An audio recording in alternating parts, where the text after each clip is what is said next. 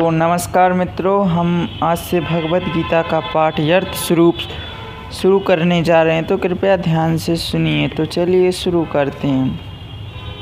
मैं अघोर ज्ञान के अंधकार में उत्पन्न हुआ था और मेरे गुरु ने अपने ज्ञान रूपी प्रकाश से मेरी आंखें खोल दी। मैं उन्हें सदा नमस्कार करता हूँ। शील रूप गोस्वामी प्रमुख कब मुझे अपने चरणों कमलों के शरण में प्रदान करेंगे, जिन्होंने इस जगत में भगवान चेतना की इच्छा की आपूर्ति के लिए प्रचार योजना मिशन की स्थापना की है। मैं अपने गुरु के चरण कमलों में तथा समस्त वैष्णवों के चरणों में नमस्कार करता हूँ। मैं ही हूँ शील रूप गोस्वामी तथा उसके अग्रज सनातन गोस्वामी एवं साथ ही रघुनाथ तथा रघु भट्ट, गोपाल भट्ट एवं शील जीव गोस्वामी के चरणों कमलों को सदा नमस्कार करता हूँ। मैं भगवान कृष्ण चेतक तथा भगवान नियंत्रण के साथ आचार्य अगधार श्रीवास तथा अन्य वास्तवों को सदा प्रणाम करता हूँ। मैं श्रीमती राधा रानी तथा कृष्ण को लीलता तथा श्री विशाखा सखियों सहित सदा नमस्कार करता हूँ। हे कृष्ण, आप दुखियों के साथ साथ दृष्टि के उद्गम हैं। आप गोपियों के स्वामी तथा राधा रानी के प्रेमी हैं। उनको आप सदा प्रणाम करता हूँ। मैं उन राधा रानी को प्रणाम करता हूँ जिनकी शारीरिक संगति पिघले सोने के संघर्ष है, जो वृंदावन की महारानी हैं। आप राजा वृषभानु की पुत्री और भगवान कृष्ण के अंतःप्रिय हैं। मैं भगवान के समस्त वैष्णव भक्तों को सदा नमस्कार करता हूँ। वे संकल्प के समान सबों की इच्छाएं पूर्ण करने में समर्थ है तथा पतित जीवात्माओं के प्रति अत्यंत दयालु हैं।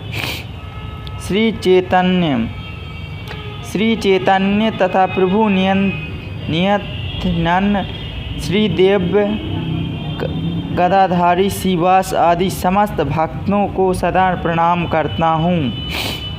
भगवद गीता को गीता प्रसिद्ध भी कहा जाता है। यह वैदिक ज्ञान का सार है और वैदिक साहित्य का प्रधिक महत्वपूर्ण उपनिषद और स्नेह। भगवद गीता पर अंग्रेजी भाषा में अनेक भव्य प्राप्त हैं। अंत एवं एक अन्य भाषा भी आवश्यक के बारे में प्रश्न किया जा सकता है। इस वस्तु संसार का प्रयोजन इस प्रकार बताया जा सकता है। हाल ही में एक अमेरिकी महिला ने मुझे भगवद गीता के एक अंग्रेजी अनुवाद की स्मृति चाहिए, जिन्होंने अमेरिकी को भगवद गीता के अनेक अंग्रेजी संस्करण उपलब्ध हैं, लेकिन जहाँ तक मैंने देखा है केवल अमेरिका ही नहीं अपितु भारत में भी उनमें से कोई पूर्ण रूप में प्रामाणिक संस्करण नहीं मिलेंगे, क्योंकि लगभग हर एक संस्करण में भाषाएं ने भगवत गीता को यर्थ रूप में मम तथा स्वयं किए बिना अपने मतों में विभक्त किया है। भगवत गीता का मम भगवत गीता में एक ही वाक्य है। यह इस प्रकार है, यदि हमें किसी औषधि विशेष का सेवन करना हो तो उस पर लिखे निर्देशों का पालन करना होता है। हम मनमाने ढंग से यह मित्र की सलाह में औषधि नहीं ले सकते।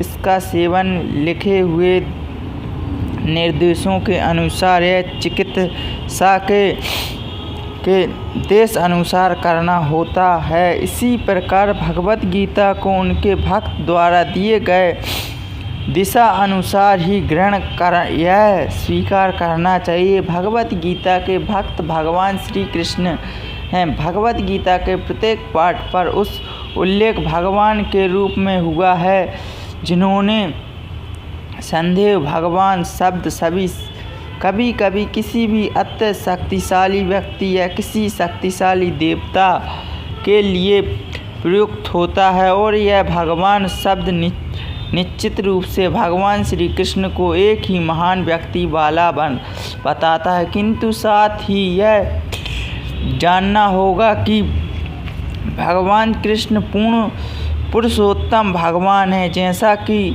शुक्राचार्य और राम अनुचार्य महंत निमंत स्वामी श्री चैतन्य महाप्रभु तथा भारत के वैदिक ज्ञान के अन्य विवादन आचार्यों ने दृष्टि की है। भगवान ने अपने स्वामी भगवत गीता में अपने को परम पुरुषोत्तम भगवान कहा है, और ब्रह्मा सहित तथा अन्य पुराणों में भी विशेषता भगवान में जो भगवत पुराण के नाम से विख्यात है, वे जैसे ही रूप में स्वीकार किए हैं। किंतु कृष्ण तू भगवान समस्त अंततः एवं भगवत गीता में हमें भगवान ने जैसे बताया वैसे ही स्वीकार करनी चाहिए। भगवत गीता के 4 अर्थित अध्याय हैं। भगवान कहते हैं, यहाँ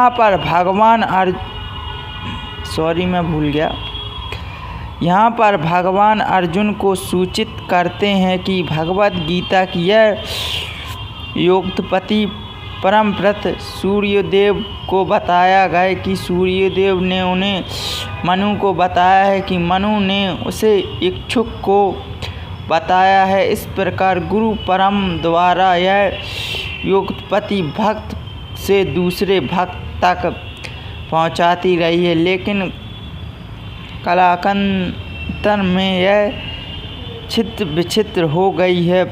फलस्वरूप भगवान को इसे फिर से बताना पड़ रहा है। इस प्रकार अर्जुन को कुरुक्षेत्र के युद्ध स्थल में वे अर्जुन से कहते हैं कि मैं यह परम हृदय रहस्य इसीलिए प्रदान कर रहा हूँ क्योंकि तुम मेरे भक्त तथा मित्र हो। इसका तत्व है कि भगवत गीता को ऐसा ग्रंथ है जो विशेष रूप से भगवत भक्त के लिए है, भक्त के लिए नियमित है। अत्यवासियों की 3 श्रेणियां यानी योगी तथा भक्त की विशेषवादी है, ध्यानी और भक्त तथा भक्त। यह पर भगवान अर्जुन से स्पष्ट कहते हैं कि वे उसे इस नवीन परम गुरु परम तथा प्रथम पात बना रहे हैं, क्योंकि प्राचीन परंपरा खंडित हो गई है। अंततः एवं यह भगवान की इच्छा है कि वह सूर्यदेव से चली आ रही विचारधारा की दिशा में एक ही अन्य परम स्थापित की जाए, और उनकी यह इच्छा है कि उनकी शिक्षा का विवरण अर्जुन द्वारा नए सिरे से हो। वे चाहें कि अर्जुन भगवत गीता ज्ञान का प्राणिक विधान बने हैं। अंततः एवं हमें देखते हैं कि भगवत गीता का उपदेश अर्जुन को विशेष रूप से दिया गया, क्योंकि अर्जुन भगवान का भक्त शिष्य तथा घनिष्ठ मित्र था। अंततः एवं जिस व्यक्ति को अर्जुन जैसे गुण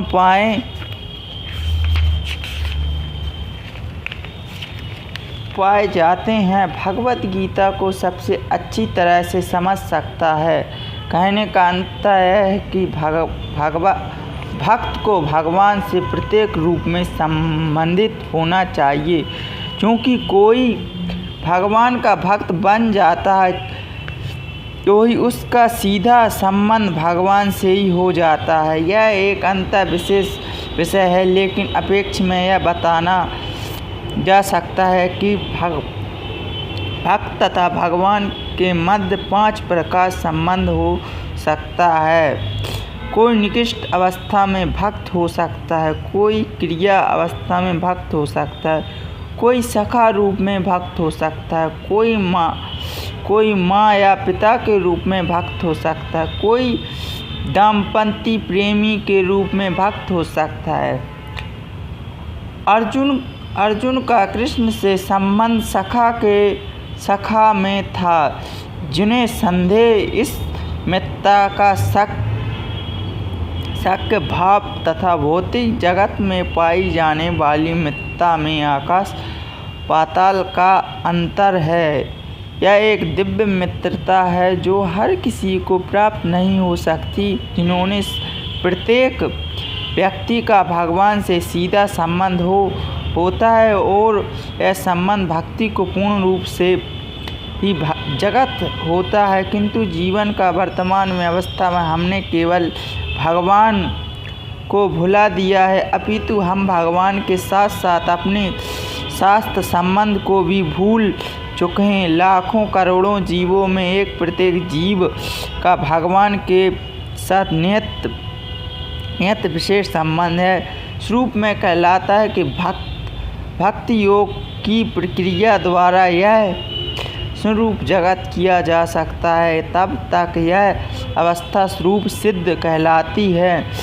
यह एक स्वरूप में अपितु स्वामित्व एक मूलभूत स्थिति की पूर्णता कहलाती है। अंततः एवं अर्जुन भक्त और अर्जुन वह भक्त भगवान के संपर्क में मित्र रूप में था। हमें इस बात पर विशेष ध्यान देना चाहिए कि अर्जुन को भगवद गीता को किस तरह ग्रहण किया, इसका वर्णन 10वें अध्याय में इसका प्रकार हुआ है। अर्जुन उपचय, वह ब्रह्मा का धाम पवित्र परम भगवान हैं, पुरुषोत्तम संत दिव्यादेश हिमू।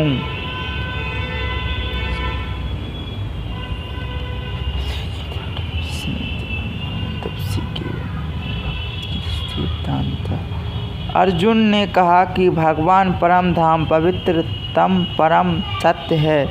वह सत्य दिव्य यदि पुरुष अन्यजाम तथा महानतम है। नारद, असित, देवल तथा व्यास जैसे समस्त महामुनि आपके विषय में इस सत्य की पुष्टि करते हैं और अब आप स्वयं मुझे इसी को घोषणा कर रहे हैं कि कृष्ण आपने जो कुछ कहा है उसे पूर्ण रूप से ही मैं सत्य मानता हूँ कि हे प्रभु, ना तो देवता और ना ही असुर आपके व्यक्तित्व को समझ सकते हैं। भगवान से भगवद गीता सुनने के बाद अर्जुन ने कृष्ण को परम ब्रह्मा स्वीकार कर लिया। प्रत्येक जीव ब्रह्मा है, लेकिन परम पुरुषोत्तम भगवान परम ब्रह्मा है। परम धाम का अर्थ है कि वह सबों के परम है, आश्रय हैं, धाम है, पवित्र मुँह है तथा पवित्र का अर्थ है कि यह शुद्ध है, भौतिक कल्प है, मुक्त है, परम मुक्त है, मोक्ष है था कि वे परम भौतक हैं। सत्म अर्थ यदि सनातन, दिव्य अर्थ दिव्य आदि देवता भगवान अजम अंजमा तथा विश्व अर्थ महानतम हैं। यह कोई सोच सकता है कि जो कि कृष्ण अर्जुन के मित्र थे, अतः एवं अर्जुन यह सब चुटकुलियाँ के रूप में कह रहा था कि लेकिन अर्जुन भगवान के पाठकों के मन से इस प्रकार के संदेह को दूर करने के लिए अगले श्लोक में इसका प्रश्न की पुष्टि करता है। जब वह कहता है कि कृष्ण को मैं ही भगवान नहीं मानता, अपितु नारद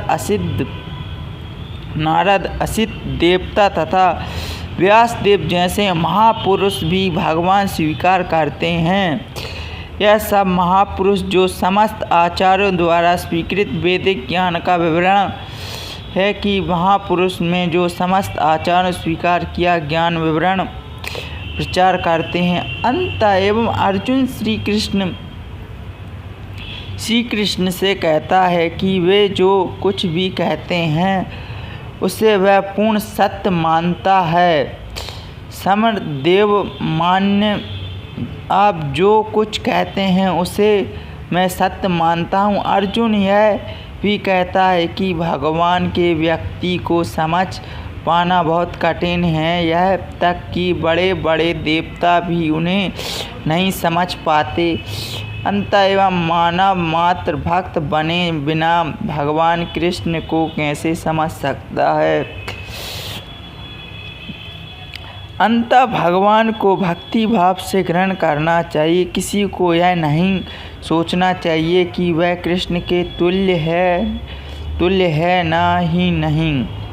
यह सोचना चाहिए कि कृष्ण सामान्य पुरुष हैं या कि एक महान व्यक्ति हैं। भगवान कृष्ण साक्षात परम पुरुषोत्तम भगवान अंत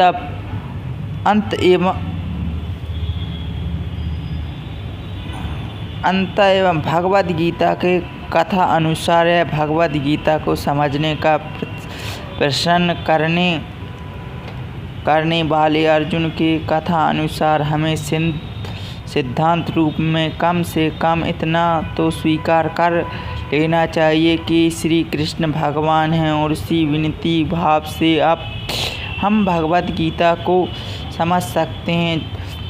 जब तक हम कोई भगवद गीता का पाठ ब्रह्म भाव से नहीं करता है तब तक हमें उसे समझ पाना अंततः कठिन है, क्योंकि यह एक महान रहस्य है। तो भगवद गीता या भगवद गीता का प्रयोजन मनुष्य को भौतिक संसार के अन्य उपवारण प्रत्येक व्यक्ति को अनेक प्रकार की कठिनाइयों में फंसा रहता है। जिस प्रकार अर्जुन को कुरुक्षेत्र में युद्ध करने के लिए कठिनाई में था, अर्जुन ने कृष्ण की शरण ग्रहण कर ली। फलस्वरूप भगवद गीता का प्रवचन हुआ।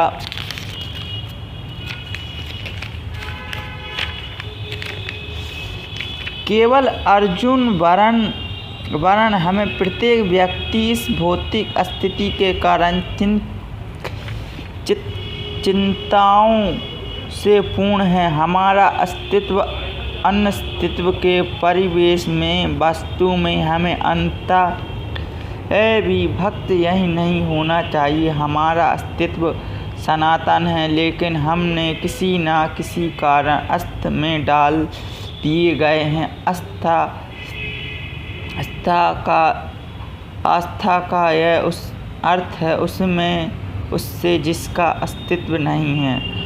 कष्ट भोगने वाले अनेक मनुष्यों में केवल कुछ ही ऐसे हैं जो वास्तव में यह जानते हैं यीशु हैं कि वे इस विषय में स्थिति में क्यों डाल दिए गए हैं। यदि अब तक मनुष्य को अपने कष्टों का विषय में जिस जिज्ञासा नहीं होती, जब तक उसे अनुभूति नहीं होती कि वह कष्ट भोगना नहीं अपितु सारे कष्टों का हल ढूंढना चाहता है, तब तक उसे सिद्ध मानव नहीं समझना चाहिए।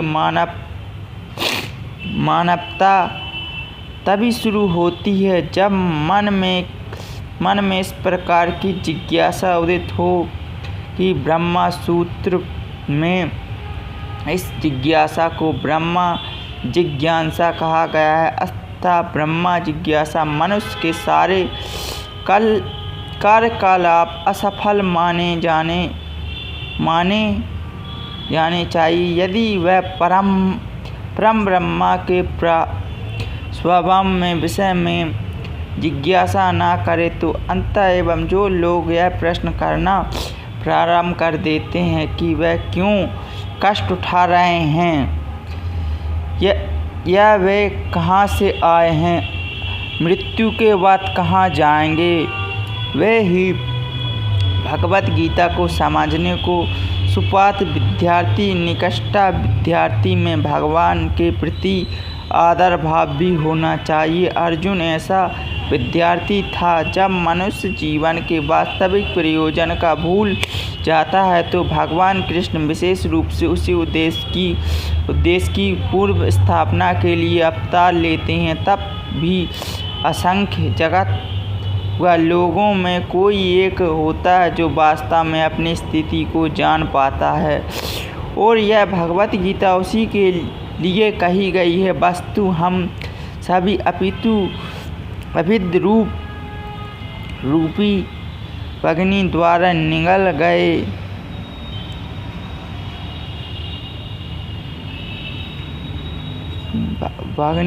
निगल गई, लेकिन भगवान जीवन विशेष मनुष्य पर कृपालु हैं। इसी उद्देश्य में उन्होंने अपने मित्र अर्जुन को अपना शिष्य बनाकर भगवत गीता का प्रवचन किया। भगवान कृष्ण का प्रसाद होने के कारण अर्जुन समस्त अज्ञान अविद्या से मुक्त था, लेकिन कुरुक्षेत्र में युद्ध स्थल में उसने अज्ञान में डाल दिया ताकि वह भगवान कृष्ण से जीवन की समस्याओं के विषय में प्रश्न करे, जिससे भगवान उनकी व्याख्या भावी पीढ़ियों के मनुष्य के लाभ के लिए कर देते हैं, जीव की योजना का निर्धारण कर देते हैं। तब मनुष्य तन्य अनुसार कार्य कर पाएगा और मानव जीवन के उद्देश्य को पूर्ण कर सकेगा। भगवत गीता का विस्तृत 5 मूल सत्य का ज्ञान निहित प्रथम है ईश्वर के विज्ञान की ओर जीवों को स्वरूप में स्थित बेचना है। ईश्वर अंत और जीवों का अर्थ यदि यह है कि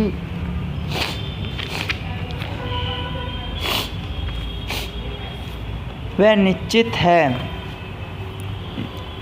अपितु स्वतंत्र है, तो वह पागल जीव है। सभी प्रकार के कर्म से कम युद्ध जीव में तो नियंत्रित है। अंत एवं भगवत गीता का विषय ईश्वर के समूर्त निश्चित तथा जीव नियंत्रण जीव आत्माएं जैसे संबंधित, जिसमें प्राकृतिक भौतिक प्रातिक काल समस्त ब्रह्मांड की कल्प अवधि का यह प्राकृतिक का पृष्ठ तथा कर्म कार्यलाप की व्याख्या है। यह हृदय जगत की कार्यकलापों में से अपेतु है। सारे जीव विभिन्न कार्यों में लगे हुए हैं। भगवत गीता में हमें अवश्य सीखना चाहिए कि ईश्वर क्या है, जीव क्या है और प्रकृति क्या है, हृदय जगत क्या है, यह काल द्वारा किस प्रकार नियंत्रित किया जाता है और जीवों के कार्यकलाप क्या हैं। भगवत गीता के इन 5 मूल विषयों में से एक इसकी स्थापना की गई है कि भगवान अथवा कृष्ण अथवा ब्रह्मा परमात्मा अथवा परम नियंता, आप जो चाहें कह लें, सबसे श्रेष्ठ जीव गुण में परम नियंत्रण ही समान है। उदाहरण जैसा कि भगवत गीता के विभिन्न अध्यायों में बताया जाए कि भगवान भौतिक प्रकृति की समस्त कार्यों के रूप में नियंत्रण रखते हैं। भौतिक प्रकृति स्वतंत्र नहीं है, वह परमेश्वर के निषेध हैं कार्य करती है। जैसा कि भगवान कृष्ण कहते हैं कि मोक्ष प्रकृति सूचित परम भौतिक प्रकृति मेरे निर्देशन में कार्य करती है। जब हम हृदय जगत में आश्चर्यजनक घटनाएं देखते हैं तो हमें यह जानना चाहिए कि इस हृदय जगत के पीछे एक नियंता है। बिना नियंत्रण के किसी का प्रकट होना संभव नहीं है। नियंत्रण का मानना प्रचलन करना। उदाहरण, एक बालक सोच सकता है कि वास्तविक चलित यान वित्तीय होता है क्योंकि यह बिना किसी घोड़े के घोड़े के सोच सकता है। वास्तव में चीखने वाली पशु चलता है, किंतु अभी व्यक्ति समूर्त यान की अभिनियंत्रण व्यवस्था में परिमित होता है। वह सदैव जानता है कि यंत्र के पीछे एक व्यक्ति, एक चालक होता है। इसी प्रकार परमेश्वर वह चालक है जिसके निर्देश में सब कार्य हो रहा है। भगवान ने जीवों को अपने अंश के रूप में स्वीकार किया है, जैसा कि हम अगले अध्याय में देखेंगे। सोने का एक कारण भी सोना है। समुद्र के जल की बूंद भी खारी होती है। इसी प्रकार हम जीव भी परम नियंत्रा ईश्वर या भगवान कृष्ण के अंश होने के कारण सूक्ष्म मात्र में परमेश्वर के सभी गुणों में युक्त होते हैं। क्योंकि हम सूक्ष्म ईश्वर का अधीनस्थ ईश्वर हैं, हम प्रकृति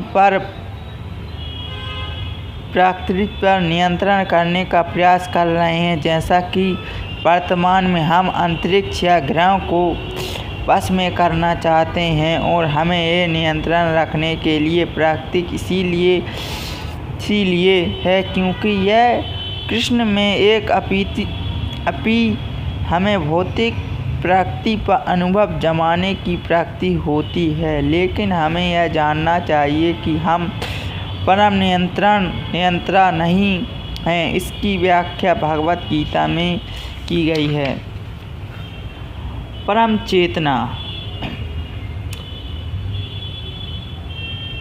चेतना ईश्वर में इस मामले में समान है। भगवान तथा जीवन दोनों की चेतना दिव्य है। यह चेतना प्रथम के सहयोग उत्कट नहीं होती है, ऐसा सोचना प्रतीक मूल है। भगवत गीता इस सिद्धांत को स्वीकार नहीं करती कि चेतना भौतिक सहयोग की किन्हीं परिस्थितियों में उत्पन्न होती है।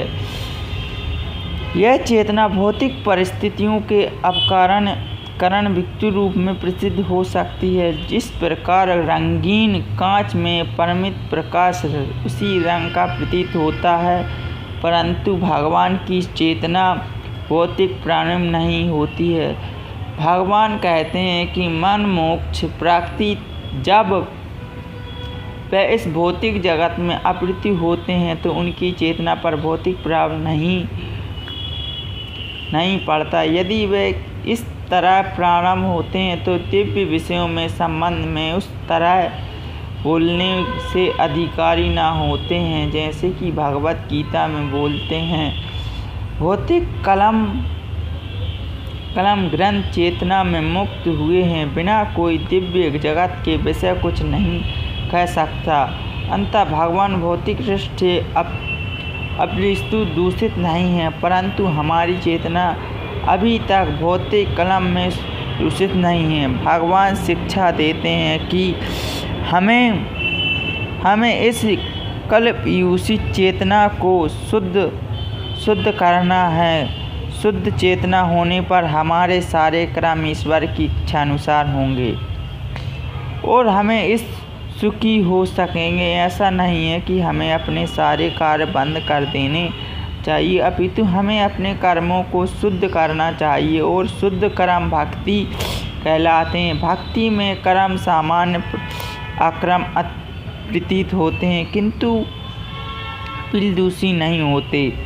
एक अज्ञानी व्यक्ति को सामान्य व्यक्ति को भौतिक कर्म करते देख सकता है, किंतु ऐसा मूर्ख यह नहीं समझता कि भक्त का भगवान के कर्म अशुद्ध चेतना या प्रदान अल्पशुद्ध नहीं होते, नियंत्र प्रति होते हैं।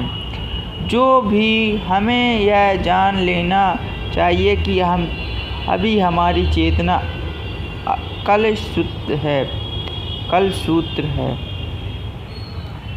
जब हम भौतिक हृदय से कालसूती होते हैं तो हम वृद्ध कहलाते हैं। मिथ्या चेतना का पृष्ठ इसीलिए होता है कि हम अपने आप को प्रतिफल दान मान बैठते हैं। मिश्र अहंकार कहलाता है, जो देह वृद्धि में लीन रहता है। वह अपनी स्थिति स्वरूप को नहीं समझ पाता। भगवत गीता का प्रवचन देह वृद्धि से मनुष्य को मुक्त करने के लिए ही हुआ है और भगवान उपस्थित किया था। व्यक्ति को देह वृद्धि से मुक्त होना चाहिए। अत्यवादी के लिए कर्म करने यही हो जो संबंधों छूटना चाहता है। जो मुक्त होना चाहता है उसे सर्वप्रथम यह जान लेना होगा कि वह शरीर नहीं है। मुक्ति का अर्थ है भौतिक चेतना का स्वतंत्र। श्रीमद् भागवत में भी मुक्ति का परिभाषा दी गई है। महावित्ति के स्वरूप व्यवस्थित मुक्त का अर्थ इस भौतिक जगत का कलसूती चेतना को मुक्त होना और शुद्ध चेतना में स्थित होना। भगवत गीता के सारे उपदेशों का उत्पन्न इसी शुद्ध चेतना को जगत करना है। इसीलिए हम गीता को अंत में कृष्ण को अर्जुन से यह प्रश्न करने पाते हैं कि वह शुद्ध चेतना को प्राप्त हुआ है या नहीं। कि शुद्ध चेतना का अर्थ है कि भगवान के आदेश अनुसार कर्म करना। शुद्ध चेतना का यही सार है कि भगवान का अंश होने के कारण हमें चेतना पहले से ही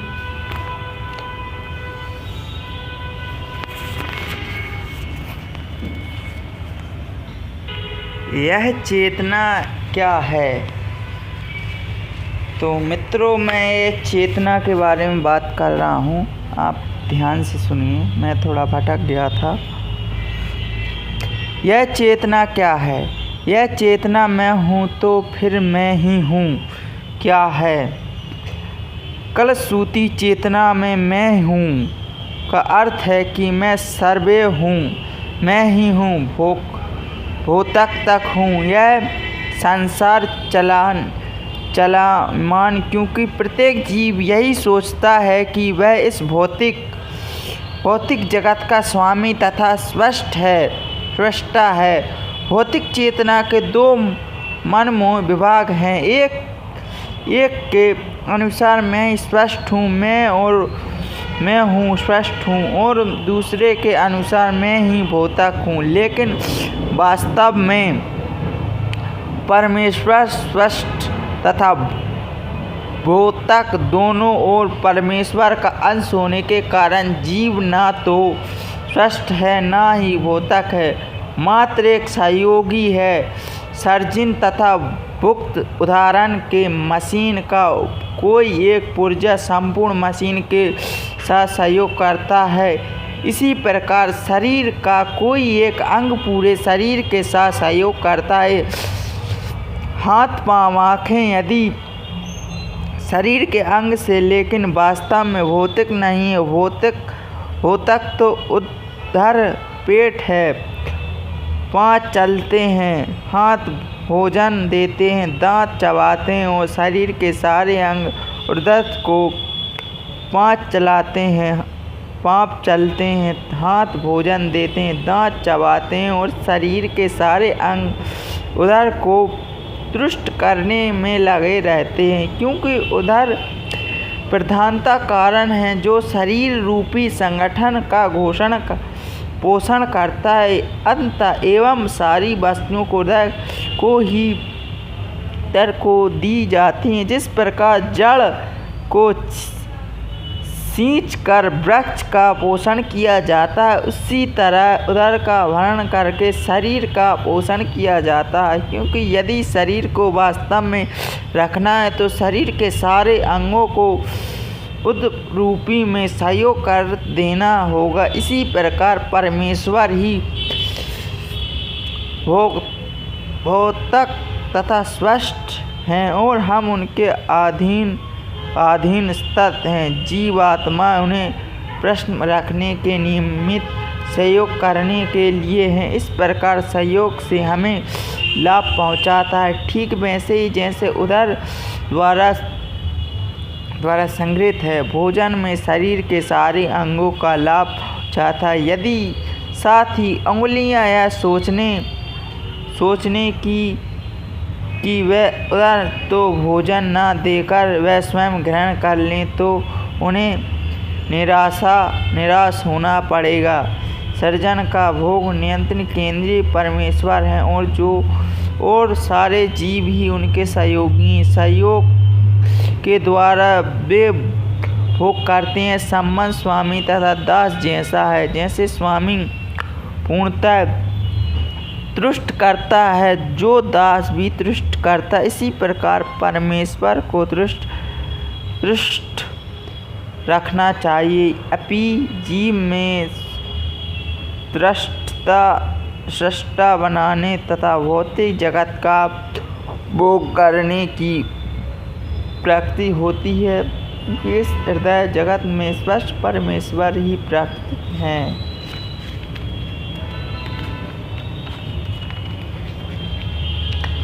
अंततः भगवत गीता में हम पाए कि परम पूर्ण में परम नियंत्रित है। जीव हृदय जगत का संता काल तथा कर्म नियंत्री है। इन सब की व्याख्या इस मूल पाठ में की गई है। हम मिलकर परम पूर्ण निवारण करते हैं। यही है कि परम पूर्ण परम सत्य कहलाता है।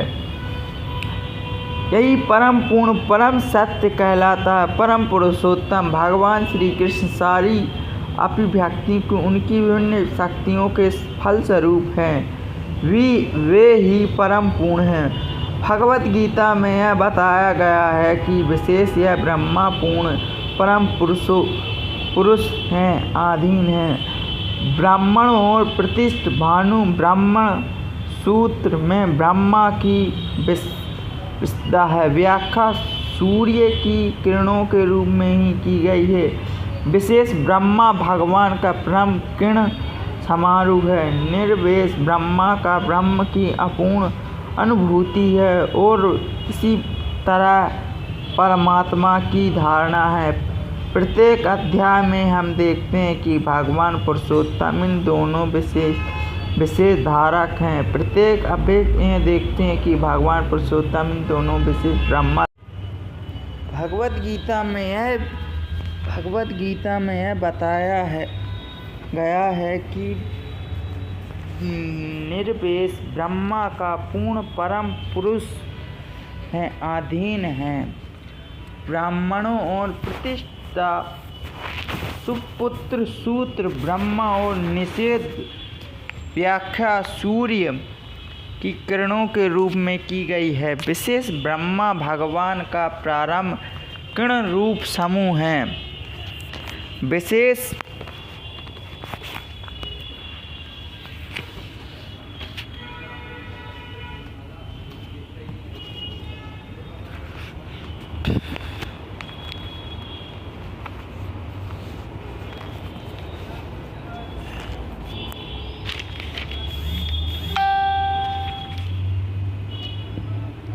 भगवान पूर्ण भगवान हैं पर व्यक्ति परम।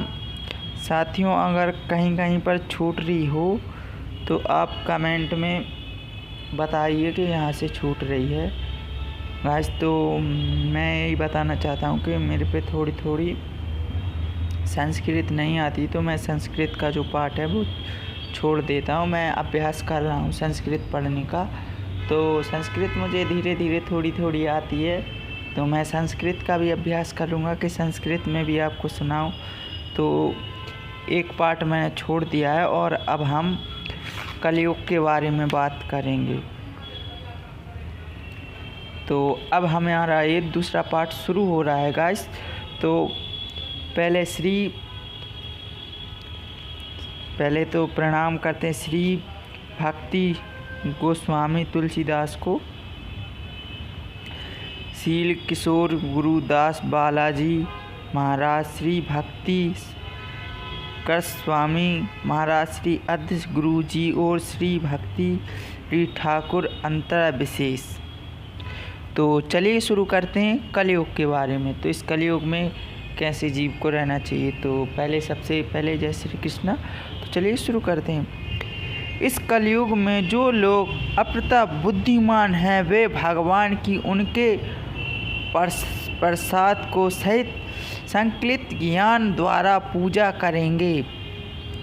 तत्व का धृतराष्ट्र ने कहा, संजय, धर्म भूमि कुरुक्षेत्र में युद्ध की इच्छा में एकमात्र हुए मेरे साथ पांडव के पुत्रों ने क्या किया। जिस प्रकार मनुष्य पुराने वस्त्रों को त्याग कर नए वस्त्र धारण करता है, उसी प्रकार आत्मा पुराने व्यर्थ शरीर को त्याग कर नवीन भौतिक शरीर को धारण करता है। प्रत्येक व्यक्ति को इस भौतिक शरीर रूपी रथ पर अरुण और बुद्धि के इस आरती हैं। मन लगाम है, इंद्रियां घोड़े हैं। इस प्रकार मन तथा इंद्रियों को संगित से यह आत्मा सुख दुख का भोगता है। संसार के सारे भौतिक कार्यलाभ प्रकृति के 3 गुणों के अधीन हैं, संपन्न होते हैं। यपि प्राकृतिक 3 गुण परमेश्वर कृष्ण के यर्थभूत हैं, फिर भी भगवान कृष्ण उनके अधीन नहीं होते।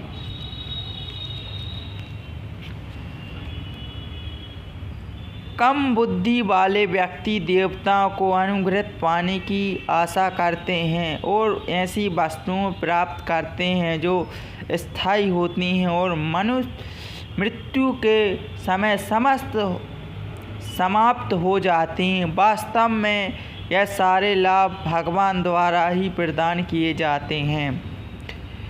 योग सिद्ध योगी अपने शरीर को त्यागने के स्थान तक समय की व्यवस्था कर सकते हैं। अंततः मनुष्य का इस पर कोई वश नहीं होता। इसका अर्थ है कि मनुष्य मतलब मैं हिंदी में समझा दूँ आप लोगों के लिए कि मनुष्य जो है, मनुष्य का ऐसे इंसान मान लो, मनुष्य तो आप समझोगे नहीं, इंसान और टाइम, जैसे कि टाइम या मनुष्य को टाइम का कोई वो नहीं है। मतलब कि जैसे कि अपन बोलते हैं कि इंग्लिश में कि टाइम पर कोई बस नहीं है। मतलब जो अभी ये चल रहा है, जो निकल गया वो निकल गया। मतलब कि इसे तुम कंट्रोल नहीं कर सकते। जैसे कि भविष्य में ना आगे जा सकते हो ना पीछे। जैसे बोलते हैं ना कि टेक्नोलॉजी फिल्म में हमने कोई घड़ी बना ली, हमने समय को रोक दिया, तो समय को रोका नहीं जा सकता। तो मैंने हिंदी में समझाया। तो चलिए इस पर ध्यान ना देते हुए इस पर ध्यान देते हैं भगवत गीता पर।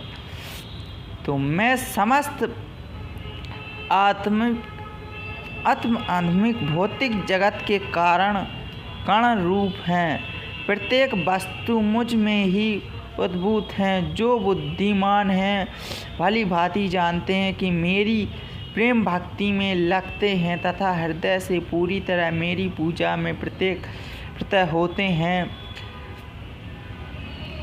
इसका अर्थ है कि भगवान की पूजा में जो लगा रहता है वो भगवान के प्रिय मित्र हैं।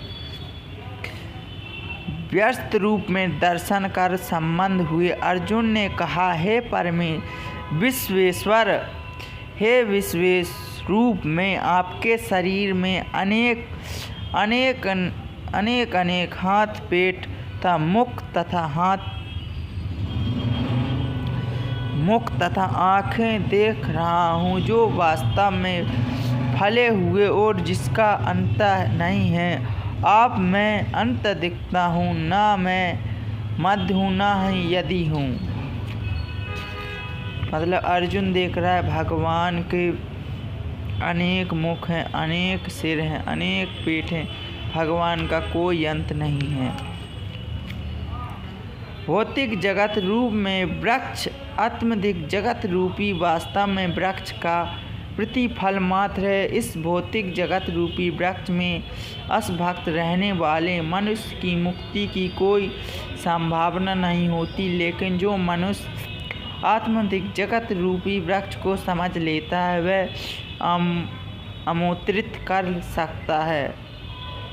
तथा एक जो अभी स्क्रीन पर एक पेड़ की जो फोटो दिख रही है वृक्ष की, तो अगर आप इसे समझ लेते हैं तो अनमोक्षित कर लेते हैं, मतलब कि मोक्ष प्राप्त कर सकते हैं।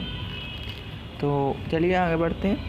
मृत्यु के समय जीव द्वारा विकसित की गई चेतना उसे दूसरे शरीर में ले जाती है। चेतना का अर्थ होता है आत्मा। यदि जीव ने अपनी चेतना पशु जैसी बना रखी है, जो उसे पशु का शरीर प्राप्त होना निश्चित है। जैसे कि अगर आपको किसी पशु से प्यार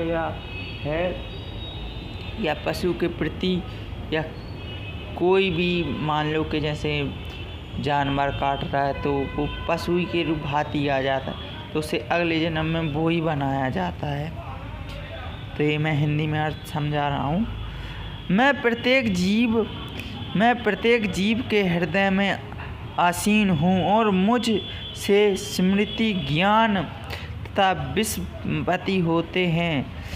मैं ही वेदों द्वारा जानने योग्य हूँ, जिन्होंने निःशुल्क संदेह में वेदांत तथा संकल्प तथा समस्त वेदों को जानते वाला हूँ। मतलब कि जो भी हैं वेद पुराण सब श्री कृष्ण हैं, जो कुछ है उन्हीं के ऊपर चलता है।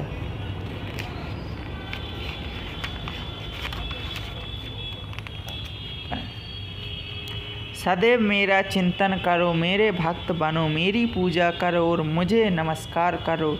इस प्रकार तुम निश्चित रूप से मेरे पास आओगे। मैं तुम्हें वचन देता हूँ, क्योंकि तुम मेरे परम प्रिय मित्र हो। सदैव भगवान का चिंतन करो। इस सृष्टि का अपना निजी नियंत्रण काल है, जिस निर्धारण परमेश्वर की भक्ति द्वारा हुआ है, और जब हम यह काल पूर्ण हो जाता है तो उस पूर्ण की पूर्ण व्यवस्था इस क्षण भाग्नु सृष्टि का विनाश हो जाता है। जैसे कि 4 काल होते हैं, जैसे युग मान लो, काल या युग, तो 4 युग होते, सतयुग, कलयुग, द्वापर युग और त्रेता युग। सतयुग, कलयुग, मैं कुछ गलत बोल रहा हूँ, मुझे ये सतयुग कलयुग के बारे में उतना ज़्यादा मालूम नहीं, लेकिन मैंने अपने पिताजी से सुना है, वही बता रहा हूँ। तो सतयुग, द्वापर युग, त्रेता युग और कलयुग। लेकिन मैं अगर आप लोगों के लिए लगे कि मैं गलत बोल रहा हूँ तो आप लोग क्षमा कर देना, क्योंकि मुझे कलयुग सतयुग के बारे में कोई वो उतना ज्ञान नहीं है। जितना मैंने अपने पिताजी सुना है और जितना मैं इसमें लिखा है वही पढ़ के सुना रहा हूँ, क्योंकि मैं अभी नया विद्यार्थी हूँ, जिससे मैं ग्रहण करके आप लोगों के लिए भी सुना रहा हूँ। तो ध्यान को न भटकाइए, चलिए शुरू करते हैं इसे। सार वैदिक ज्ञान अमोघ अच्युत हैं और हिंदू इस ज्ञान को पूर्ण तथा अमोघ मानते हैं। उदाहरण गोबर, पशुमल और समृद्धि। वैदिक आदेश के अनुसार यदि कोई पशुमल का स्पष्ट करता है तो उसे शुद्ध होने के लिए स्नान करना पड़ता है, लेकिन वैदिक शास्त्रों में गोबर को पवित्र करने वाला माना गया है, जिसे विषविरोधाभास कहा जा सकता है। लेकिन यह माना क्योंकि यह वैदिक आदेश है, इसमें संदेह नहीं है कि इसे स्वीकार करने का कोई किसी प्रकार त्रुटि नहीं होगी। अब आधुनिक विज्ञान द्वारा यह सिद्ध किया जा चुका है कि गाय के गोबर में समस्त कीटाणुनाशक गुण पाए जाते हैं। अंतः एवं वैदिक ज्ञान का पूर्ण, क्योंकि यह समस्त संख्याओं को त्रुटियों से परे और भगवद गीता समस्त वैदिक ज्ञान का सार है। मतलब कि गाय के गोबर में, अगर आप गाय का गोबर लाएंगे ना, तो पहले के ज़माने में और अभी के ज़माने में जो गांव है, गांव में मेरे घर में खुद लिपाई होती है अभी भी, जो मेरी अटारी है, कच्चा मकान है मेरा भी, तो वहाँ पे गाय का गोबर है। तो गाय के गोबर में अभी के जो आधुनिक विज्ञान ने यह पता लगाया है कि गाय के गोबर में कीटाणु दूषक है। मतलब कि गाय का गोबर जहाँ लिपा रहेगा ना, वहाँ की जगह शुद्ध एवं पवित्र होती है और बीमारी नहीं फैलती। तो चलिए ध्यान ना भटकाते हुए आगे बढ़ते हैं। वैदिक ज्ञान का शोध यह विषय नहीं है। हमारा शोधाक्ष अपूर्ण है, क्योंकि हम अपूर्ण इंद्रियों द्वारा शोध करते हैं कि हमें पहले से चले आ रहे पूर्ण ज्ञान को परम द्वारा स्वीकार करना होगा। जैसा कि भगवद गीता में कहा गया है कि हमें परम ज्ञान परम के उपयुक्त स्रोत से ग्रहण करना होता है, जो परंपरा आध्यात्मिक गुरु साक्षात भगवान से प्रारंभ होते हैं और गुरु विशेष से यह परम आगे बढ़ जाती